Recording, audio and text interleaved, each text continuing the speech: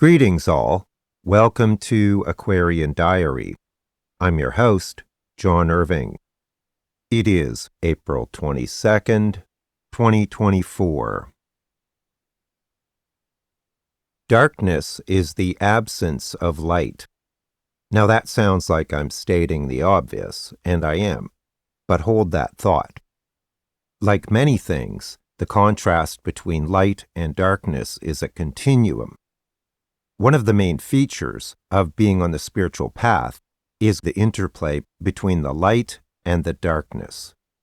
As we embody more light, the contrast becomes more extreme. There are no shadows in the darkness. There are only shadows in the presence of light.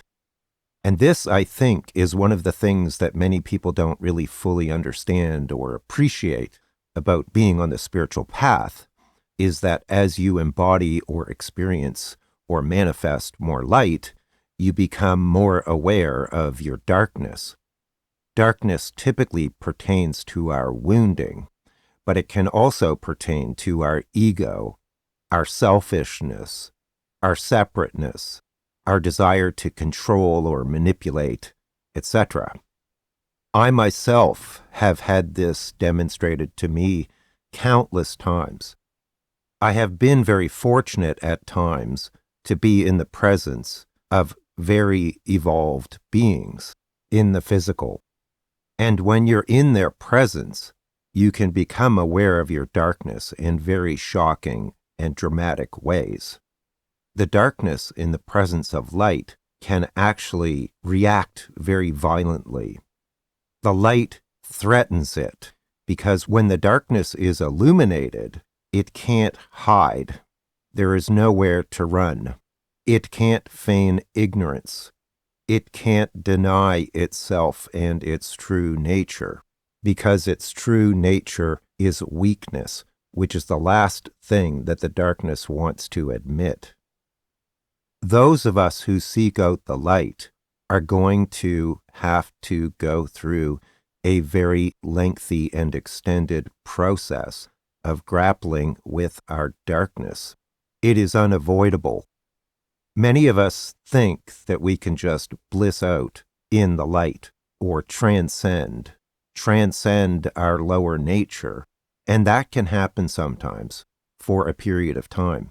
But ultimately, if you have not resolved or confronted or healed your darkness, it will always trip you up. You cannot circumvent it. This is why I always encourage people to do their shadow work. If you evolve too quickly and you have unresolved darkness, it can trip you up in very painful and dramatic ways. You can come crashing back down to where you were. It is your Achilles heel, and it must be mastered. So again, I think this is a common misconception in the spiritual community that we are just going to suddenly gain enlightenment like flicking on a switch without having a solid foundation of purity and truth and clarity and wisdom to sustain us. Many people are probably aware of the notion that, for example, when some people channel powerful, evolved beings, these beings have to basically constrain or limit or dilute their energy so as not to harm the channel. This is because the channel in question is unable to sustain or contain the levels of light that the evolved being holds or carries. The light would literally destroy, in other words, kill the channel if it was not highly constrained, or dumbed down would be another way of putting it. The limiting factor is the darkness or unconsciousness within the channel. Thus, we must constantly be purifying and advancing ourselves as we climb up the ladder of evolution, so to speak. So anybody who is on the spiritual path seriously, and I don't mean dabbling in psychic phenomenon, it's much more than that. I mean someone who is really on the path consciously of advancing themselves is going to constantly be confronted by aspects of darkness within them, many of which they may be completely unconscious of, but will become conscious of, must become conscious of, must conquer, advance, and heal. It is a process of purification.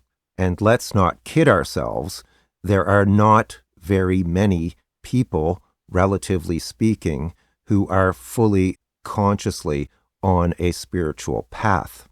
Some of these obstacles, some of this darkness, like I said, can be completely unconscious.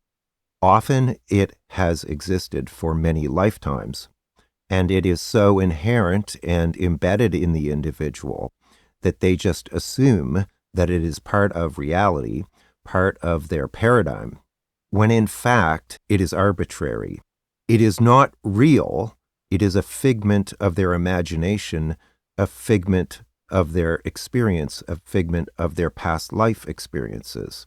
And part of the process of spiritual evolution is to become aware of what those things are and transform them so that they no longer represent threats or vulnerabilities.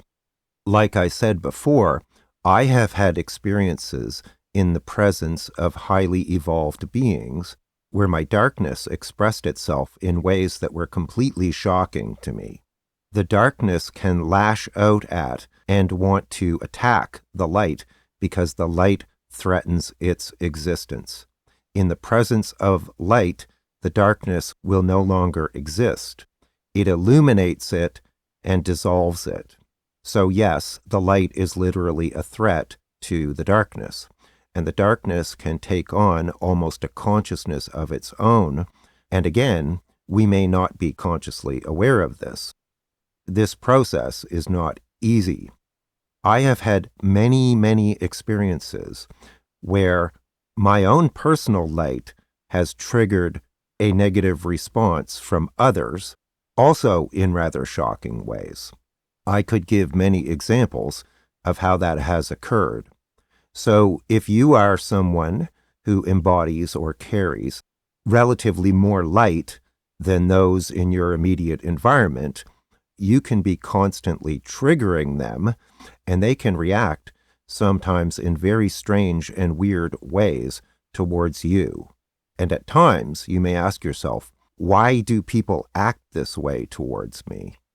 Well, that's one possible explanation. Your very existence is extremely triggering to those people. It will cause them to do things that even they might ask themselves, why do I behave this way in the presence of this person? Sometimes people who carry a lot of light, or more light relatively than most people in their experience, sometimes these people have to detach a bit from society and become more reclusive, simply to protect themselves. Now, I'm not encouraging you to become a hermit, but that's not an uncommon experience. Again, this notion or belief that we can just bliss out and escape reality or transcend reality is not true, at least in the way many people understand it. There is a great deal of darkness here on Earth. It pervades many things.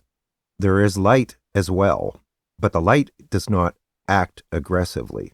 The darkness does. A small example. At one time, when I was doing a lot of spiritual practice, and I mean hours and hours a day, I was walking down the street, and another pedestrian approached as I was walking down the sidewalk. And just as they passed me, they punched me energetically. They punched me really hard right in the heart chakra. And I was completely stunned and shaken by this. The person who passed me by, I have no idea whether they were conscious of this or not, but this really affected me, and it affected me for days after. It's like their energetic being hated me, just hated me. and whacked me, punched me full force like a sucker punch right in the chest. Bam! And I wasn't expecting this at all. I was in a really good mood. I was just smiling. But it was my state of being that triggered this rage on some level in this person who obviously carried a lot of darkness. Another example was once when I walked into a little retail store and I shopped around for a while, and then I approached the cash. And as I approached the counter, the girl behind the counter just backed up, just backed away instinctively. And she backed right up to the wall. And even her coworkers kind of looked at her and went like, what? Why are you doing that? I wasn't projecting any negativity or harm or anything like that towards this person. But I presume it was something similar to what I experienced walking down the street. So this can occur more subtly in all kinds of ways in the course of our daily life. If you listen to my last couple episodes as well, that may also be illuminating. So don't kid yourself. This is not an easy path to bring light into the darkness, and it can manifest in a myriad of ways. A lot of the nihilism that we're witnessing in the world right now is a reflection of that. It is because the energies here are being uplifted and people are freaking out. They're being triggered constantly. People don't want to see their darkness. They fear it. They want to live in the shadows. They do not want to be illuminated. There's ignorance, which is just not knowing something, and then there's willful ignorance, which is a conscious rejection of the light, because the light is a threat to their identity and persona, at least as they understand it. They do not yet know that their identity is merely a fabrication. To them, their existence and their identity are one and the same. They do not know that they are spiritual beings living in a physical body. They think that they are a composite of their thoughts and beliefs and what they've been told and what they've learned and how other people identify with them. They believe that the Maya or illusion is who they are. And as we know, the whole process and purpose of spiritual growth and evolution is to recognize that that is not what we are. That is just a byproduct of being in the third dimension. I need a trade or a skill to make a living. I have to pay my mortgage. I have duties and responsibilities. I have a place or a status in the community and all that stuff, which is all just, transitory and part of the illusion. But to them, that is their identity. And when their identity is threatened, they completely freak out. And like I said, in extreme cases, they can react even very violently against the light. Self-preservation is one of the strongest instincts of all. It is hardwired into every living thing. So when we feel threatened, no matter on what level, we can respond very forcefully and unconsciously. And those examples I gave you, those two little examples, walking down the street, being in a store, those are just two of countless examples I could give you. Sometimes people really dislike you, and it has nothing to do with your personality. So what do? Well, obviously you avoid people who are dangerous. That's just common sense. Highly evolved beings, when they are in the presence of people, they will often project a tremendous amount of compassion, and people feel that. So it lessens the shock of the light. It makes people feel comfortable. They know they're doing this. And people can fall in love with that compassion. But if they were to shine all of their light, like I said, it can literally damage people. I thought I would share that because I don't think some people really understand the dynamic between light and darkness. And it's critical to understand what is happening in the world right now and why. Now, just to be clear, a couple really important caveats. As we all know, right now there is a tremendous amount of delusion in this world. So we have to be careful that we do not confuse the light with the darkness. The light will always reveal the darkness and truth. It will not reinforce the darkness. It's typically uncomfortable to recognize the light or allow it to permeate us and our reality. There can be an awful lot of resistance to it. Not always, but often. Have you ever noticed sometimes that when you offer assistance to people or insights, they just suddenly disappear and never follow through? Secondly, I am by no means encouraging people to be overly provocative with their truth, to bludgeon people, or to cause people harm. It is not to be used with force. If we are unable to discern when we should be compassionate or gentle or keep our mouth shut, we still have a lot to learn. So again, we should not use our consciousness as a weapon. That is actually darkness. We're not like 007 licensed to kill, right? So we ask, why am I being attacked for being authentic? And I can tell you this as well, which not many people will say. I have been attacked or blocked in various ways by many people that you would not think would do such things. The darkness often likes to disguise itself as the light. That is a very hard lesson. So we need to be vigilantly aware and conscious and not easily let our guard down until we verify. Trust, but verify. And that applies to me as well. Often when the darkness masquerades as the light, there will be subtle clues, little slips or tells, little actions, little deeds that give it away, where you recognize that it is not authentic. Now, none of us are perfect, myself included. We all screw up, we all make mistakes. But the differentiating factor is the intent. What is the intent? Is someone trying to be a good person? Is someone living by the golden rule? Do unto others as you would have them do unto you. It's really simple. Most people on the spiritual path are going to have a lot of experiences where they are let down or betrayed or disillusioned by people and situations or beliefs or belief systems or institutions or whatever it is. It is very, very hard to mirror higher dimensional reality here in three-dimensional reality. It is excruciatingly difficult. Perfection is extremely elusive.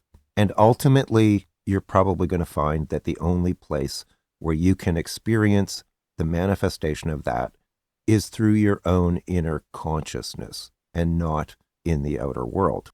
Our world is full of paradoxes. This is why spiritual practice and things like meditation are so important, because that is where we can connect with higher dimensional energies directly, not through some flawed or fragmented misrepresentation of higher truth, be it an ideology, a religion, a belief system, an intermediary, or whatever the case may be. People that are generally unconscious or low consciousness tend to be more gullible or vulnerable to manipulation.